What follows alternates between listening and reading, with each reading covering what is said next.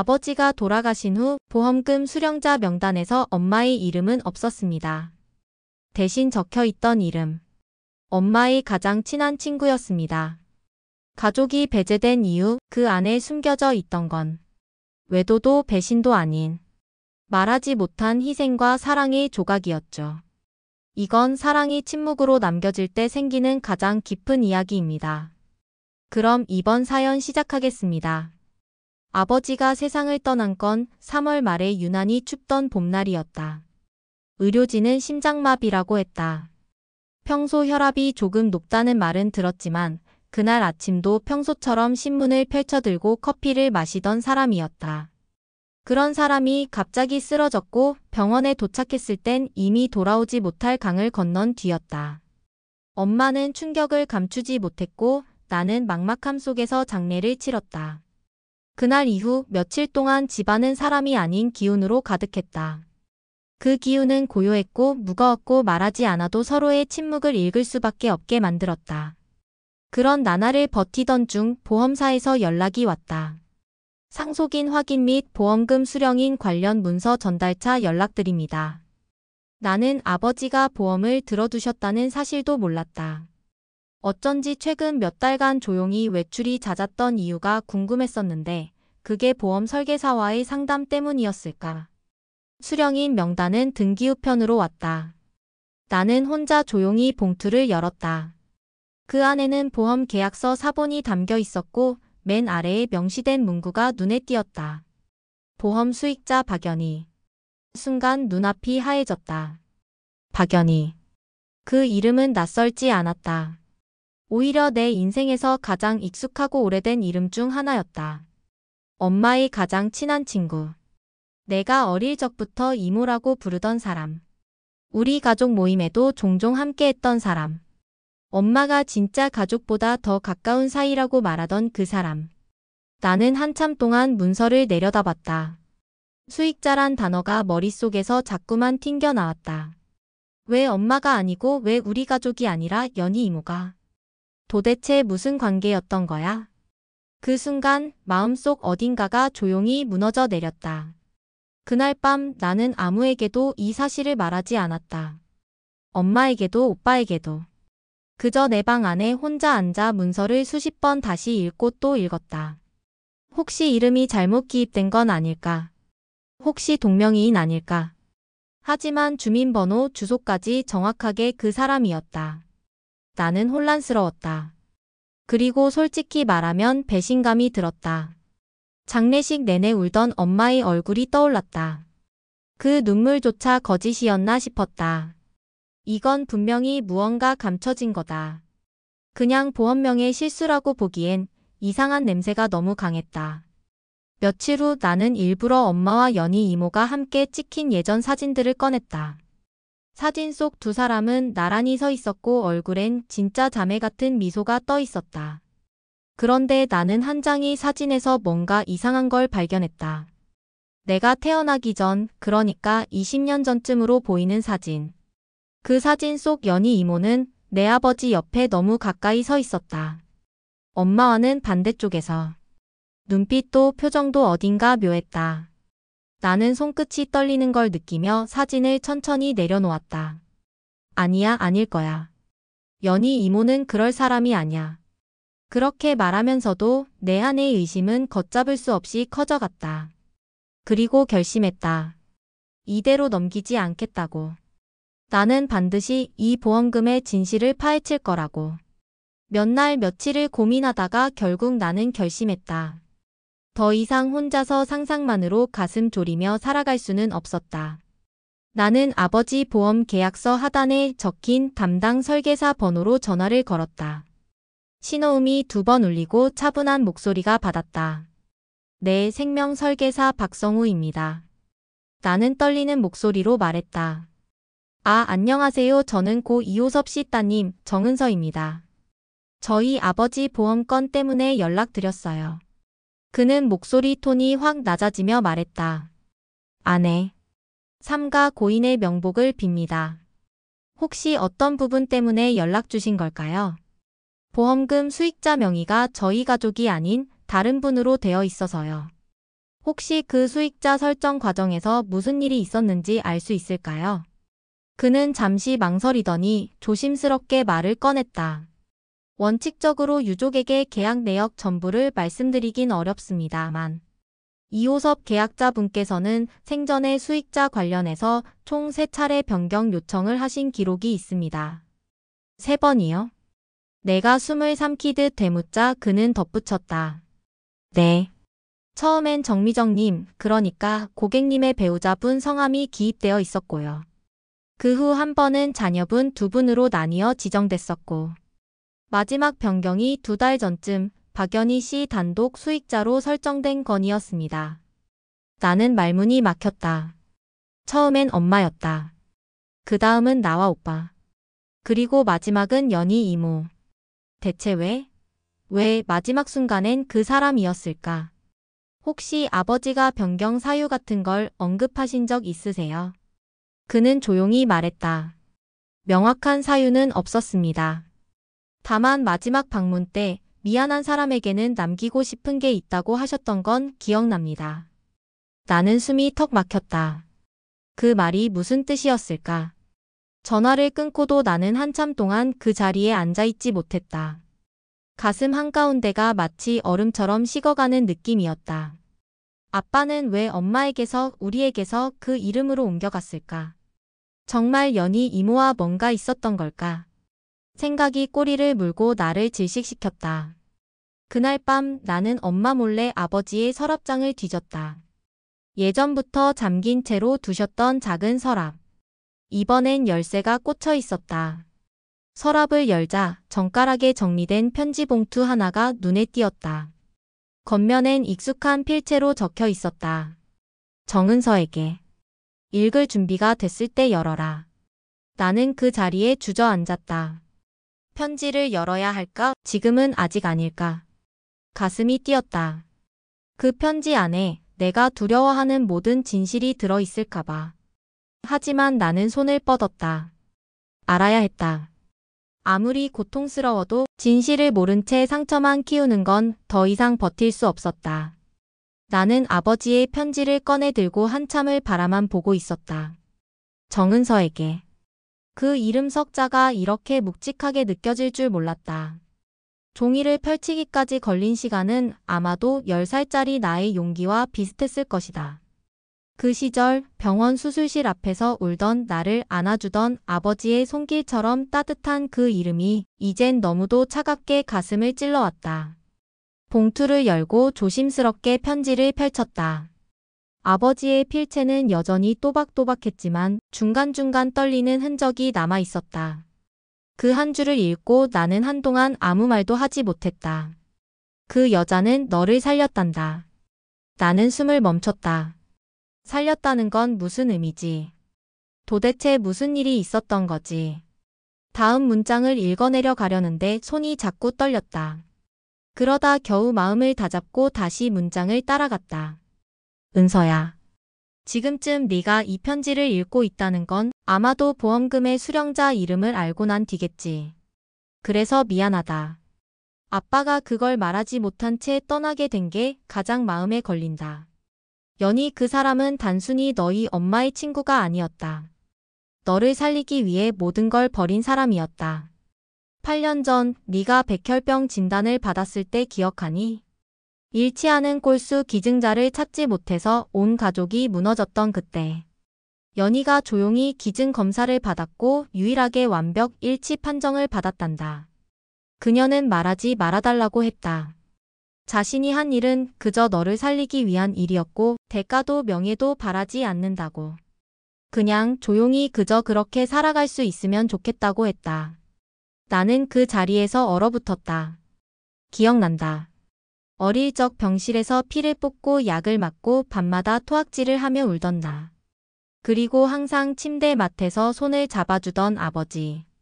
그 고통 속에서 나는 단 한 번도 누가 날 살렸는지 생각해 본 적이 없었다. 그 뒤로 연희는 너희 엄마와 멀어졌다. 내 엄마는 그녀가 한 일에 죄책감을 느꼈고 너를 볼 때마다 그 빚이 더 커지는 기분이 든다고 했지. 그래서 나는 마지막엔 내 이름으로라도 그 은혜를 갚고 싶었단다. 너희 엄마에겐 말하지 마라. 이건 내가 남자로서 그리고 내 아버지로서 마지막으로 지키는 약속이다. 나는 편지를 내려놓고 그대로 무너졌다. 목울대가 뜨겁게 울리고 가슴속 어딘가가 터질 듯이 아팠다. 눈물은 참을 수도 멈출 수도 없었다. 내가 그토록 의심하고 미워하려 했던 그 사람. 그 연희 이모가 나를 살린 사람이었다. 왜 아무도 말해주지 않았을까? 왜 나는 몰랐을까? 아빠는 엄마는 왜 그걸 혼자 안고 그렇게 살았을까? 그날 밤 나는 편지를 품에 안고 침대에 누웠다. 처음으로 연희 이모의 얼굴이 또렷하게 떠올랐다. 항상 조용했고 항상 한 걸음 뒤에 서 있었던 사람. 그리고 그 조용함 속에 가장 큰 사랑을 감추고 있던 사람이었다는 걸 나는 이제야 알았다. 편지를 읽고 난 다음 날 나는 하루 종일 아무것도 하지 못한 채 집안을 떠돌았다. 무기력함, 분노, 당혹감, 그리고 미안함까지. 너무 많은 감정이 한꺼번에 몰려와 정신이 아득했다. 아빠가 남긴 편지는 진심이었고 그 안에 담긴 진실은 내가 감당하기엔 너무 컸다. 하지만 더는 피할 수 없었다. 진짜로 마주해야 했다. 그 사람을 아니 그 마음을. 그날 저녁 나는 엄마에게 조심스럽게 말을 꺼냈다. 엄마, 나 아빠 서랍에서 편지를 봤어. 엄마는 젓가락을 멈췄다. 숨소리가, 식탁 위의 공기가 모두 멎은 것 같았다. 나는 담담하게 말했다. 연희 이모가 나한테 꼴수 기증해줬다는 거 사실이야. 엄마는 한참 동안 아무 말도 하지 않았다. 그러다 아주 조용히 고개를 끄덕였다. 왜 말 안 했어? 말하면 네가 나를 다르게 볼까봐. 엄마가 왜 그걸 숨겨야 돼? 엄마는 젓가락을 내려놓고 고개를 떨궜다. 그리고 입을 열었다. 나는 연희한테서 너를 훔쳤어. 그 한 문장에 나는 숨이 멎었다. 무슨 말이야? 엄마는 조용히 아주 오래된 이야기를 꺼내기 시작했다. 그땐 아빠랑 나 많이 힘들었어. 너는 계속 아팠고 병원비도 감당이 안 됐지. 그런데 연희가 어느 날 갑자기 꼴수 검사를 받겠다고 나섰어. 난 말렸어.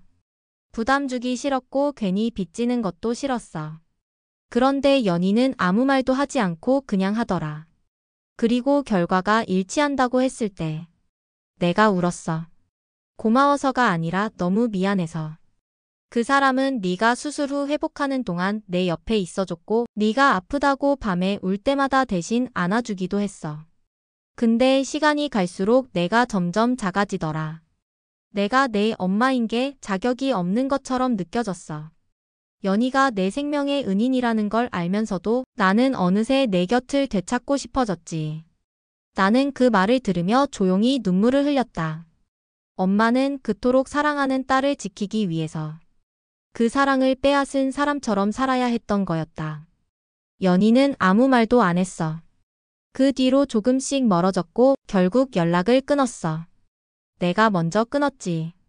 나도 그 사람 앞에서 좋은 사람이 될 자신이 없었거든. 아빠는 항상 말렸어. 그 사람은 내 친구였고 널 도왔던 사람이라고. 그런데 나는 질투가 나더라. 너무 바보 같았지만 엄마로서 자격 없는 나를 보는 게 고통이었어. 그래서 결국 그 사람을 멀리하고 기억에서 밀어내고 그냥 너와 나 둘만의 가족이라고 스스로 세뇌하면서 살았지. 나는 그 말에 대꾸하지 못했다. 눈물은 멈추지 않았고 엄마는 이미 두 손을 무릎 위에 모은 채 조용히 울고 있었다. 어쩌면 이 사람도 평생 자책 속에서 살아온 거였구나. 미워해야 할 줄 알았던 그 마음이 서서히 안쓰러움으로 번져갔다. 그날 밤 나는 처음으로 엄마의 방 문 앞에서 멈췄다. 문을 열고 들어가지 않았지만 속으로 중얼거렸다. 엄마, 나는 엄마를 미워하지 않아. 연희 이모도 엄마도. 모두 나를 살리려 했던 거였으니까. 나는 며칠을 고민했다. 편지도 읽었고 엄마의 고백도 들었다. 머리로는 이해가 되지만 마음은 여전히 흔들렸다. 무엇보다 연희 이모를 직접 만나지 않고는 이 모든 조각들이 내 안에서 제자리를 찾을 수 없을 것 같았다. 나는 결국 아빠 유품 서랍 속 오래된 주소록을 뒤졌다. 그 중에 적혀 있던 박연희 경기도 성남시 5. 그 주소를 보고 나는 그대로 지하철을 타고 길을 나섰다. 창밖으로 스쳐가는 풍경이 평소보다 훨씬 느리게 흘러가는 것 같았다. 낡은 연립주택. 벽에는 담쟁이가 타고 올라가 있었고 현관 초인종은 오래돼 색이 발해 있었다. 벨을 누르고 한참 뒤 안에서 조심스러운 발소리가 들렸다. 문이 열리고 낯설지 않은 눈빛과 마주했다. 그녀는 변하지 않았다. 조용하고 부드러운 미소를 머금은 채 한참 나를 바라보았다. 은선이? 나는 천천히 고개를 끄덕였다. 네. 오랜만이에요, 이모. 그녀는 잠시 멍하니 있다가 조용히 문을 열어주었다. 들어올래? 미리 연락이라도 주지. 작은 아파트 안에는 허브차 냄새가 은은하게 퍼져 있었다. 책이 가득한 벽 선반 그리고 창가의 화분들. 어릴 적 기억 속 연희 이모의 공간과 다르지 않았다. 하지만 그 안에 더 이상 가족 외부인이라는 느낌은 없었다. 왠지 모르게 그 안엔 나도 들어가 있었던 것 같았다. 잘 지냈니? 나는 고개를 끄덕이다가 솔직하게 말했다. 많이 혼란스러웠어요. 이모가 제게 꼴수 기증해 주셨다는 것도, 보험 수익자도 아무것도 몰랐거든요. 그녀는 조용히 고개를 끄덕였다. 미안해. 그렇게 되고 싶지 않았는데. 그게 내 바람이었는데. 그게 뭐였는데요? 그녀는 주방 쪽 서랍을 열어 작은 상자 하나를 꺼냈다. 그리고 천천히 사진 한 장을 내게 내밀었다. 사진 속에는 내가 있었다. 2살쯤 되어 보이는 어린 시절의 내가 아빠의 무릎 위에 앉아 있었고 그 옆에는 웃고 있는 엄마. 그리고 엄마의 어깨를 살며시 감싸 안고 있는 연희 이모. 나는 한참 동안 사진을 내려다봤다. 이모가 말했다. 그 사진 너 돌잔치 때야. 내 아빠가 카메라 들고 찍자고 했고 내 엄마는 그때 울다가 웃었어.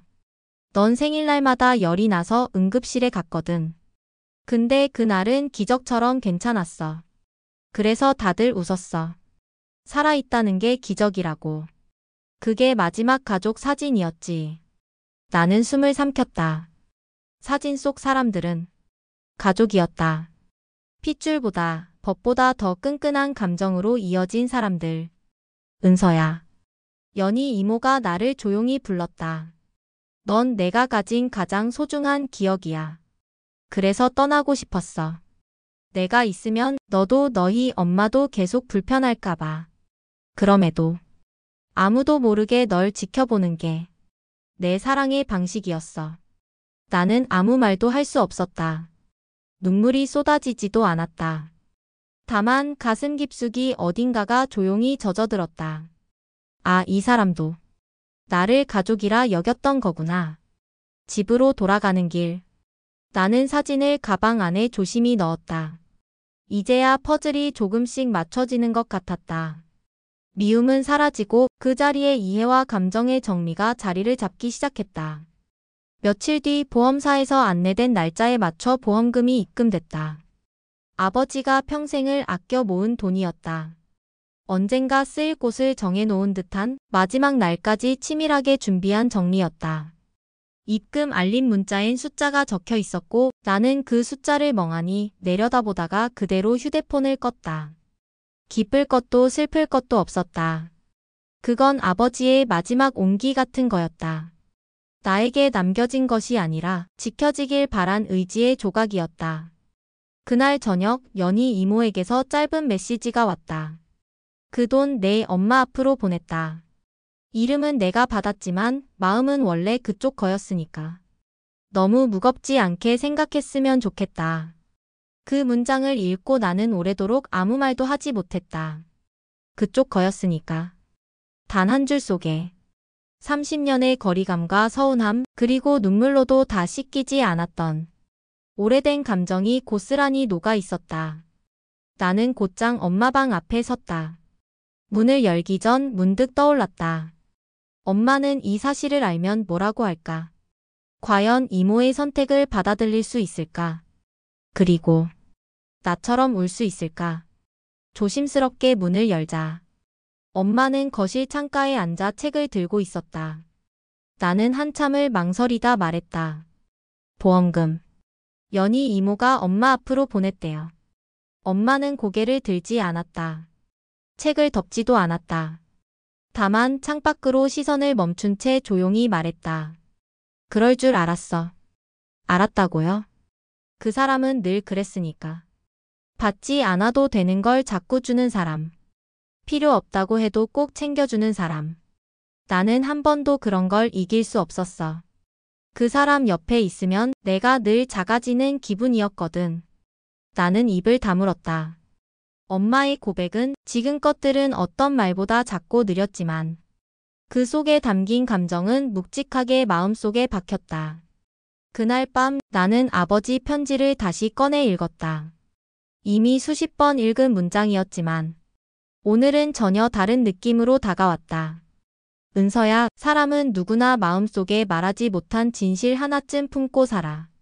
그런데 진실보다 더 무거운 건 그걸 꺼내지 못한 채 사랑을 증명해야 한다는 거야. 아버지가 마지막까지 고집스럽게 수익자 이름을 박연희로 남긴 이유, 그리고 연희 이모가 그걸 자신의 이름이 아닌 엄마의 몫으로 돌려보낸 이유, 그리고 엄마가 그걸 받는 사람이 아니라 감당하는 사람이 된 이유. 나는 그제야 알았다. 그건 다 사랑을 말하지 않고도 끝까지 남기는 방식이었다는 걸. 창밖엔 봄비가 내리고 있었다. 창틀에 빗방울이 부딪히는 소리를 들으며 나는 조용히 속으로 중얼거렸다. 엄마, 이모, 아빠. 당신들의 진실이 모두 다르지 않아서 나는 이제 덜 아플 수 있을 것 같아요. 장례를 치른 지 꼭 1년이 되는 날. 아침부터 잔잔한 비가 내렸다. 검은 우산을 쓰고 집을 나서면서 나는 문득 아버지의 얼굴을 떠올렸다. 기억 속 아버지는 늘 말수가 적었고 묵묵히 뒤에서 가족을 지켜주던 사람. 그런 사람이 마지막에 남긴 건 말도 편지도 아닌 정리된 사랑이었다. 납골당에 도착하니 엄마는 이미 와 있었다. 그녀는 조용히 묵념을 마친 뒤 내게 말했다. 연희가 너 잠깐 보자더라.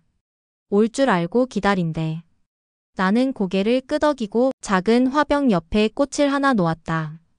연희 이모는 납골당 근처 작은 카페에서 기다리고 있었다. 예전보다 조금 더 마른 모습이었지만 눈빛은 여전히 부드러웠다. 잘 왔네. 엄마가 말씀해 주셨어요. 이모가 기다린다고. 그래. 사실 너한테 전해줘야 할 게 있어서. 그녀는 테이블 아래에서 조심스럽게 작은 상자 하나를 꺼내 내밀었다. 흰색 리본이 묶인 오래된 틴 케이스. 예전에 쿠키가 담겨 있던 그런 통이었지만 열자마자 나는 그 안에 담긴 것이 아무것도 가볍지 않다는 걸 느꼈다. 상자 안에는 낡은 만년필 하나, 오래된 손목시계, 그리고 봉투 하나가 있었다. 겉면엔 아버지의 필체로 이렇게 적혀 있었다. 은서에게 마지막 생일 선물. 나는 손끝이 떨리는 걸 느끼며 봉투를 열었다. 그 안에는 카드 한 장과 작은 문장 몇 줄이 적혀 있었다. 네가 태어난 날 나는 이 시계를 샀다. 너를 안고 시간을 가늠하는 법을 배웠다. 그래서 내 삶은 시계처럼 움직였다. 멈추면 끝나는 게 아니라 그 자리에 머물러야 하는 법도 있다는 걸 내 덕에 배웠다. 그 아래엔 잘 살아라. 내 사랑이 내 등에 닿을 수 없더라도 라는 마지막 한 줄이 적혀 있었다. 나는 그 자리에 조용히 앉아 카페 창밖을 바라봤다. 비는 여전히 내리고 있었고 사람들은 각자의 우산을 쓴 채 바쁘게 움직였다. 하지만 그 속에서 나는 멈춰 있었다. 아버지가 내게 남긴 그 멈춤 위에 앉아 있었다. 연희 이모가 조용히 말했다. 그 시계는 내 돌잔치 끝나고 내 아빠가 이건 나중에 꼭 은서한테 줄 거야. 라고 하면서 보관한 거야. 너만큼 소중한 건 없다고 하면서. 그 사람은 말보다 행동이 많은 사람이었지. 그 말도 못했던 사랑을 이 시계 하나로 다 표현하려 했던 거야. 나는 시계를 천천히 꺼내 손에 쥐었다. 멈춰 있었지만 유리알도 깨지지 않았고 시간은 여전히 그 자리에 있었다. 마치 지금이라도 바늘이 다시 움직일 수 있을 것처럼. 집으로 돌아오는 길 나는 처음으로 아버지와의 작별을 스스로 꺼냈다. 억지로 닫았던 마음의 문을 열고 그 사람의 침묵을 다시 들여다봤다. 그건 분명히 말보다 더 큰 소리였다는 걸 이제는 알 수 있었다. 보험금이 입금된 지 한 달쯤 지났을 무렵 은행에서 우편물이 하나 도착했다. 보통 때 같았으면 대수롭지 않게 넘겼을 테지만 겉봉투에 적힌 계좌번호가 낯익었다. 아버지 명의 생전 사용하던 마지막 통장. 나는 천천히 봉투를 열었다. 그 안에는 최종 거래 내역이 인쇄된 종이 한 장이 들어 있었다. 그 아래쪽 사망하기 한 달 전의 마지막 이체 기록. 금액은 보험 계약서에 적혀 있던 보험금의 10분의 1 정도였다. 하지만 무엇보다 내 눈길을 붙잡은 건 이체 수취인의 이름이었다. 정미정. 엄마 이름이었다. 나는 한참 동안 그 이름을 내려다봤다. 왜? 보험금 수령자는 연희 이모였는데 왜 마지막 입금은 엄마였지? 혼란스럽기도 했고 왠지 모르게 심장이 쿵 하고 내려앉았다. 그리고 곧장 은행에 전화를 걸었다. 네, 고객님. 해당 거래는 고 이호섭님께서 생전 직접 방문하셔서 이체 요청하신 건으로 확인됩니다. 혹시 어떤 메모나 사유가 입력돼 있었을까요? 직원은 조심스럽게 대답했다. 네. 비고란에 이렇게 기재돼 있네요. 미정에게 나중에라도 꼭 쓰이길 바람. 이체는 본인 신분증 확인 후 자필 서명으로 처리되었고요. 이게 고객님 생전 마지막 거래입니다. 나는 수화기를 들고 아무 말도 하지 못했다. 미정에게 나중에라도 꼭 쓰이길 바람.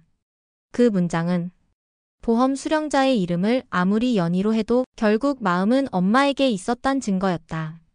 그날 밤 나는 엄마에게 조심스럽게 말했다. 엄마. 아빠가 돌아가시기 한 달 전에 엄마 앞으로 돈 보낸 거 알고 있었어요. 엄마는 고개를 저었다. 아니. 난 그런 거 몰랐는데. 은행 기록에 남아 있어요. 미정에게 나중에라도 꼭 쓰이길 바람. 그 말이 남겨져 있었어요. 엄마는 순간 멈칫하더니 입술을 꾹 다물었다. 나는 엄마의 눈을 바라보며 말했다. 아빠는 결국 엄마를 마지막까지 생각했어요. 수익자는 연희 이모였지만 돈을 어떻게 쓸지에 대한 마음은 엄마에게 있었던 거예요.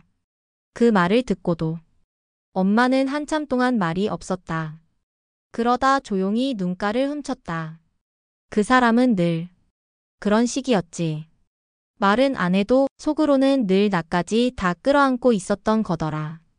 나는 그걸 왜 그렇게 늦게 알았을까? 나는 엄마 손을 잡았다. 아무 말도 하지 않은 채. 그 손은 오래 참아왔던 눈물로 떨리고 있었고 나는 그 떨림 너머의 후회를 그대로 느낄 수 있었다. 그날 밤 나는 혼자 아버지의 사진 앞에 앉았다. 사진 속 아버지는 여전히 말이 없었다. 하지만 이제는 그 침묵이 어떤 마음이었는지 알 것 같았다. 가족이라는 건 때론 가까운 사람보다 멀찍이서 바라보는 존재에게 더 많은 감정을 남기기도 한다는 것. 말하지 못한 마음은 언젠가는 반드시 다른 방식으로 돌아온다는 것. 그리고 사랑은 꼭 드러나는 방식으로만 존재하는 게 아니라는 것. 나는 조용히 중얼거렸다. 아빠 이제야 알아요. 그 모든 계산된 침묵이 사랑이었단 걸요. 창밖에 봄꽃이 피기 시작했다. 작년 이맘때 아버지를 떠나보낸 계절. 올해는 다르게 느껴졌다. 이제는 놓아줄 수 있을 것 같았다. 이상으로 이번 사연 마무리하겠습니다. 그녀는 말하지 않았고 그는 침묵을 선택했습니다. 그리고 나는 그 조각들을 맞추는 사람이 되었습니다. 진실은 때론 늦게 도착하지만 사랑은 한 번도 길을 잃지 않았습니다. 이 이야기가 마음에 닿았다면 좋아요와 댓글로 함께 나눠주세요. 구독은 또 다른 이야기로 당신을 데려올게요. 감사합니다.